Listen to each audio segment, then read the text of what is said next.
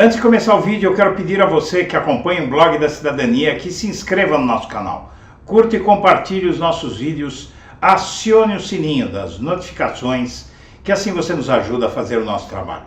E vamos ao vídeo.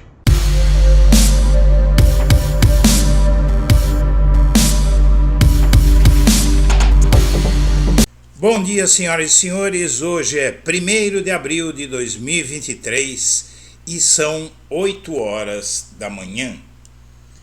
E a Jovem Pan, depois da derrota de Bolsonaro e do desastre da intentona golpista de 8 de janeiro, a Jovem Pan começa a sangrar anunciantes começam a fugir da empresa, muito ligada inclusive aos atos criminosos de 8 de janeiro, sendo investigada inclusive pelo TSE, pelo STF.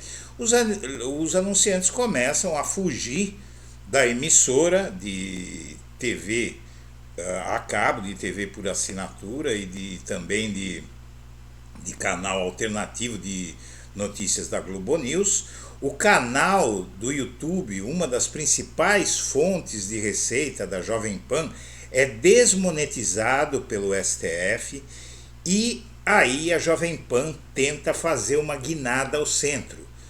E com isso ela demite os colunistas, os apresentadores mais bolsonaristas, ultra-bolsonaristas, como Augusto Nunes, Rodrigo Constantino, aquela Zoé Martínez, né, uma cubana muito anti-esquerdista e tantos outros, e com isso ela perde audiência na extrema-direita e não consegue se fixar no centro, que já está ocupado por CNN e Globo News. Quase falida, sem anunciantes, agora a Jovem Pan tenta reembarcar no bolsonarismo, à beira da falência. O artífice de toda aquela guinada da Jovem Pan, não é guinada porque sempre foi um pouco de direita na última década, mas a guinada para a ultradireita bolsonarista, comandada pelo Tutinha, que se afastou da direção da imprensa, agora recomeça sob nova direção e a Jovem Pan tenta se bolsonarizar de novo. Nessa coluna da mídia, do Notícias da TV, um site especializado em televisão, a notícia de que, sem anunciantes, a Jovem Pan reembarca no bolsonarismo e copia Fox News.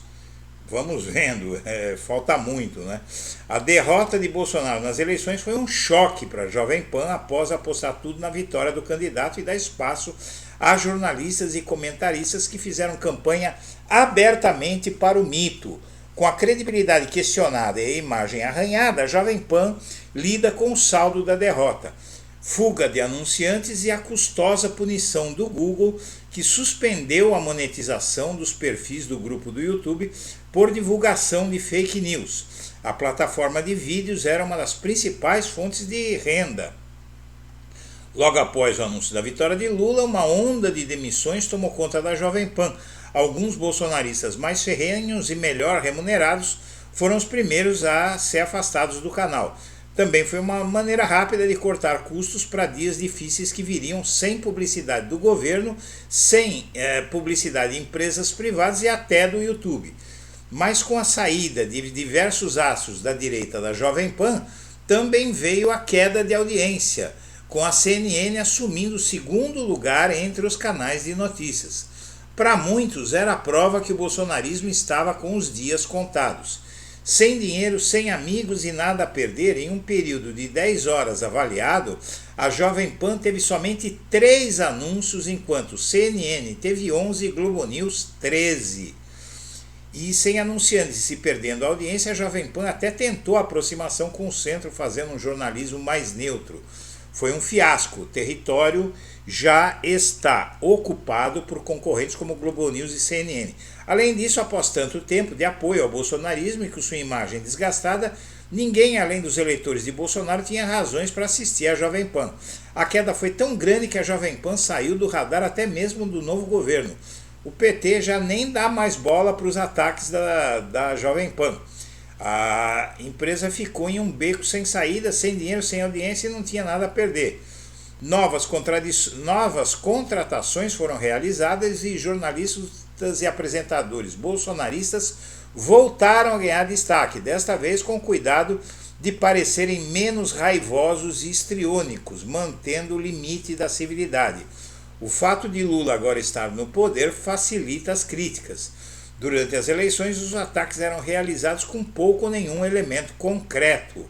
À medida que começa a ficar mais claro que Lula está longe de ser uma unanimidade e os erros de comunicação atribuídos ao novo governo se acumulam. Por sorte da Jovem Pan, Bolsonaro também voltou fortemente ao noticiário, como no caso de Donald Trump nos Estados Unidos. Então o Bolsonaro deve voltar a ser uma matéria-prima da Jovem Pan, e conforme a guerra com Bolsonaro recomeçar aqui no Brasil, isso já vai começar a acontecer cedo ou tarde, se ele não for preso, né? Mas de qualquer forma o noticiário, a defesa veemente do Bolsonaro pode trazer algum alívio à Jovem Pan. Por enquanto ela está quase falida, sem dinheiro e sem rumo. E deputados bolsonaristas veem o Bolsonaro sem vigor no retorno. O início do governo Lula completa 4 meses hoje, 1º de abril. E deputado não completa 4 meses, é um erro da edição, né, desse site. Na verdade está entrando no 4º mês, né, vai completar 4 meses no dia 1º de maio. Mas deputados bolsonaristas dizem que o Bolsonaro voltou apático, como se esperava, calado, pressionado pela justiça. O TSE concluiu ontem, sexta-feira, a instrução do processo contra o Bolsonaro e inclusive há notícias de que a inelegibilidade dele pode acontecer até o fim do mês de abril, muito antes do que se esperava. Deputados bolsonaristas dizem que Bolsonaro ainda não se mostrou como liderança da oposição a Lula, porque ele, inclusive agora com essa notícia da inelegibilidade, ele deve entrar em novo surto depressivo, né? Mostrando que a sua valentia é de Araque. Imagine que se ele tivesse que passar por tudo que passou o Lula, não é? Perdendo a esposa, perdendo o irmão, perdendo os bens, perdendo a liberdade, perdendo o netinho, desmoralizado, insultado, caluniado, e o Lula sempre de cabeça erguida, e o Bolsonaro só faz chorar e se lamuriar pelos cantos. Desde que chegou ao Brasil, na última quinta-feira, ele só encontrou sua base política uma vez, no dia da chegada. E o TSE encerra a fase de coleta de provas da ação que pode tornar o Bolsonaro inelegível, né? Essa notícia está bombando desde ontem e vale falar um pouco dela, porque com o fim da fase instrutória, ou seja, da explanação, da consideração das provas, da preparação do processo, a Justiça Eleitoral vai decidir se ele cometeu abuso de poder e, na verdade, a quantidade de provas torna praticamente 99% certa a cassação dele. E se ele for condenado, já era o Bolsonaro como político. E o Lula consegue enquadrar as Forças Armadas. Após 5 anos, as Forças Armadas estão pianinhas, bonitinhas, caladinhas, e essa é uma grande notícia para esse país, numa data tão dolorosa quanto ontem e hoje, 1º de abril, porque na verdade o golpe de 1964, ele se consolidou mesmo, foi no dia 1º de abril, e aí está mais um milagre de Lula. E o presidente da Câmara dos Deputados tenta manter o poder, até porque o Centrão, inclusive mal afamado, não é, visto como um bando de piratas, de bandoleiros, foi desidratado e um blocão formado por 5 partidos está ameaçando o poder do Lira, e ele trata de tentar se manter forte. E o Alexandre de Moraes entrega ao TSE a perícia da minuta golpista com os donos de digitais é inconclusivo porque essa minuta golpista ela tem vários fragmentos de digitais que não foram detectados. O Bolsonaro, a defesa do Bolsonaro tenta usar o fato de que a digital dele não foi achada, mas isso não é verdade. O que acontece é que há muitas digitais que estão pela metade, são fragmentos, são pedaços, não é? Porque o manuseio da minuta golpista vai apagando digitais, então tem pedacinhos de digitais que ninguém sabe quem é.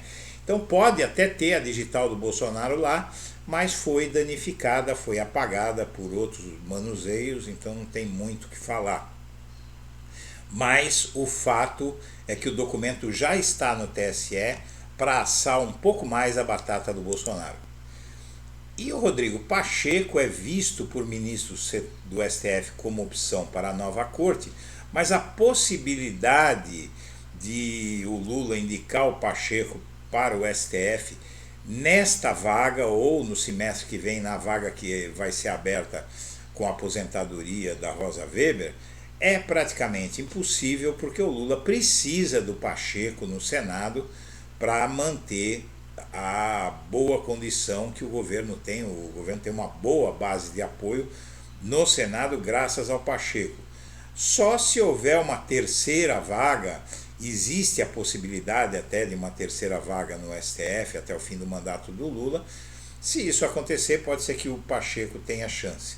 Mas no momento não existe a menor possibilidade de o Pacheco ir para o STF, mesmo sendo um jurista, mesmo sendo alguém que seria respeitável. A base do governo no Congresso é muito pequena, diz o presidente do PSB. O PSB é o partido do Ciro Gomes, né?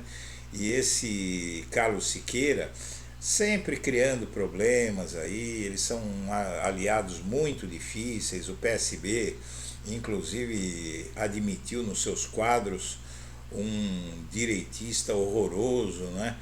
E, na verdade, é um partido muito problemático, à exceção do Alckmin, né? Que é talvez hoje a única coisa boa que tenha no PSB. E o Lula, ao fim do seu mandato, ele vai ter indicado quase um STF inteiro. O STF hoje, ele tem a cara dos governos do PT. E coincidentemente é o STF mais progressista da história. Dos 11 ministros, 3 foram indicados por Lula, Lewandowski, Carmen Lúcia e Dias Toffoli, e ele já nomeou 10 ministros para o STF, muitos deles não estão mais no STF. E o Brasil está em vias de aderir a um mega projeto chinês que é chamado de Nova Rota da Seda e que pode, inclusive, não só melindrar, incomodar os Estados Unidos, como tirar muito poder. A China pode se tornar muito mais importante porque ela vai distribuir dinheiro para quem quiser ficar do lado dela. E, por fim, o Alexandre de Moraes entrega ao TSE essa perícia com os donos da Digitais. Essa notícia foi repetida, mas, na verdade, é uma notícia importante porque é um marco do processo de cassação da elegibilidade, pelo menos, de Bolsonaro, afastando o risco de ele tentar voltar em 2026. Senhoras e senhores, nós agradecemos a atenção e estaremos de volta amanhã às 8 da manhã nos Primeiras Notícias. Hoje, primeiro dia do mês, o Blog da Cidadania interrompe a programação, a live do meio-dia, a live gravada, né, do meio-dia, que é como nós chamamos, para manutenção de equipamentos e uma série de coisas. Agradecemos a sua atenção e até amanhã. Um abraço para todo mundo.